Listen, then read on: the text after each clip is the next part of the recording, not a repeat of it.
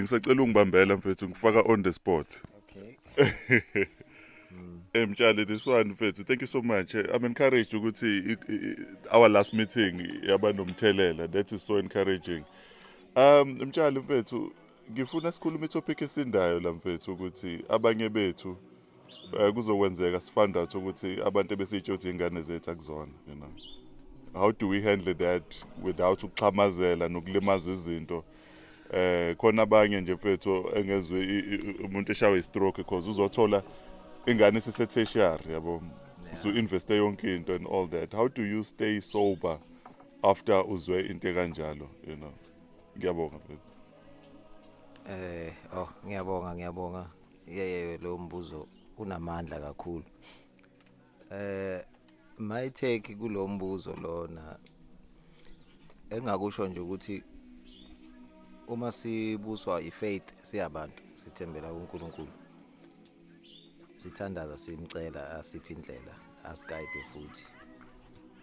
Wathi yena ngeke asinikeze inkinga esingeke sikwazi ukuyiphatha noma sixazulule engasihlula. Sure. Ngesikhathi lengane uyikhulisa kube nento abathi ibonde yenzekile. Yeah. Kwanothando wayithanda wazi ukuthi ingane yakho. Then ekambeni kwesikhathi uma usuthola ukuthi akusiye yakho ngokwegazi. Kodwa yakho ngoba uyikhulisile. Yo. So kunesikhathi empilweni la kumele khona uzikhohlwe wena ngokwemizwa yakho. Ucabangele lo muntu ozolimala okudingayo empilweni yakhe. So yebo lengane akusiye yakho kodwa ke so what ushintshe ini ise yakho yazi wena noma ngathiwa lo baba wayo biological uyafika namhlanje but ayimazi ayina bond naye ayisoze yaba nebond naye. So kuleyo case kanjalo uma ingangehlela mina ngingaqhubeka ngithanda ingane kungashintshi lutho ukuthi akusiye yami. Sure. Yebo ngizolimala kodwa ke isikhathi siyalapha ngizohila ngizodlula ngizomthandaza futhi uNkulunkulu ukuthi angiphe amandla ukubhekana naleso simo ngoba okube siyayisikwenze kuma situations kanjalo siba selfish sicabangele thina.